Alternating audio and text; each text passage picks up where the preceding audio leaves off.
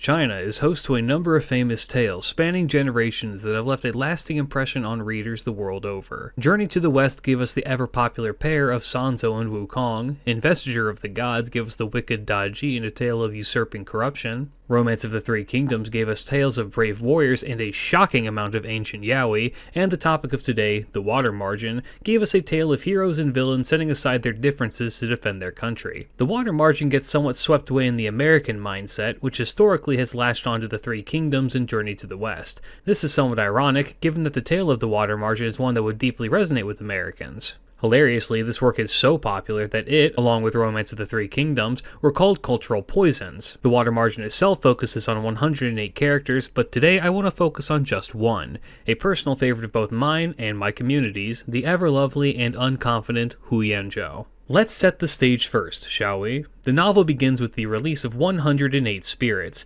These were once wicked spirits, but they were imprisoned by a god that looks like a stick figure, and no, I'm not joking about that. After being imprisoned for so long, all of these spirits repented, but were released on accident, where they were reborn as 108 heroes. These would become the Stars of Destiny, and be divided into 36 heavenly spirits and 72 earthly fiends. The tale is set in the 11th century, and tells of a corrupt government and a particularly corrupt official named Gao Chu. Through Gao's various abuses of his powers, he drives many people to become outlaws in the Liangshan Marsh. So as not to recite the entire story, what you need to know is that Gao Chu framed people for assassinations that they did not commit, attempted to have political opponents defamed and executed, and drove people who saw his corruptions away. I should also point out something that I don't think many people understand about being an outlaw. In the modern perception, at least in America, but likely elsewhere, outlaws are viewed as rough people with dubious at best pasts. The kind of person to be on a turn-of-the-century wanted poster.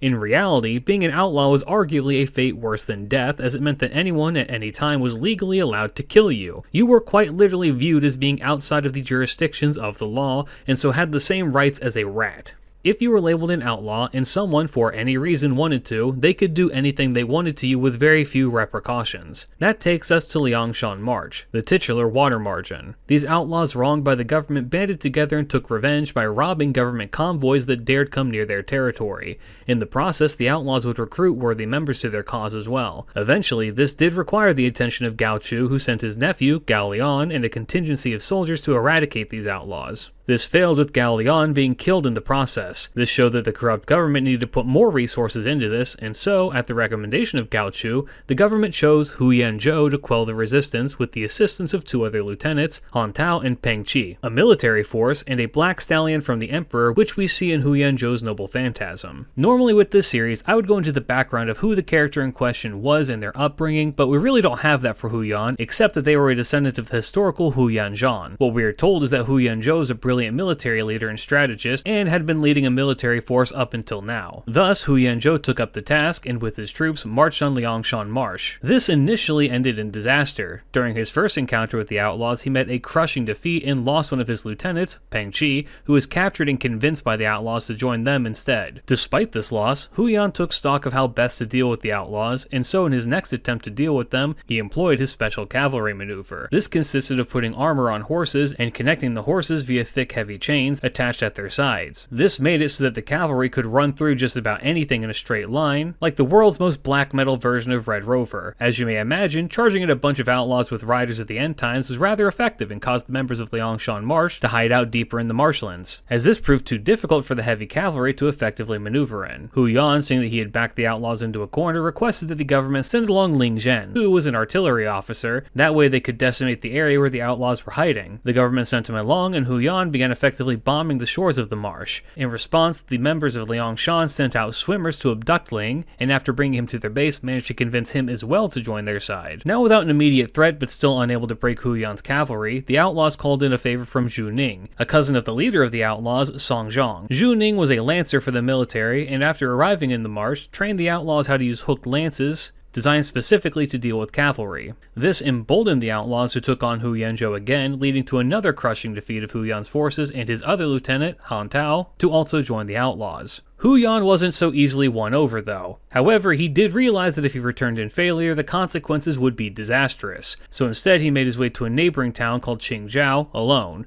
However, during his journey, the outlaws stole his black horse. Arriving in Qingzhou on foot, Huyan hopes to redeem himself and so takes up the job of eradicating the bandits of Mount Peach Blossom. under the orders of Murong Yanda, the corrupt governor of the area. While not explicitly told to do so, Huyan finds out that he is also expected to deal with 2 other mountains of bandits as well. However, this is where Huyan proves his worth, eliminating those 2 other mountains with ease and having the remaining outlaws of the mountains request the aid from Liangshan Marsh. This put the general against 4 different fronts at the exact same time because of his might and strength. However, somewhat anticlimactically, he is lured into an ambush where he is captured and convinced by Song Jiang of the government's corruption and agrees to join them as well. This leads Huyan to returning to Governor Murong and tricking him with false news of victory to be let back into the city. Once the gates are opened, the outlaws plunder the city and kill the corrupt governor. The government took note of Huyan's failure and so sent a new general to quell the outlaws. This was a man named Guang Shen, and Huyan met with him, telling him that he had reluctantly joined the outlaws but wanted to clear his name. This created an opportunity for the outlaws to then capture Guang and convince him to join their side as well with the help of Huyan. After some time, we see all 108 Stars of Destiny called to Mount Liang. They gather in what is called the Grand Assembly, where each is told their origins and a star that corresponds to them. They are also given roles in which they are able to defend China.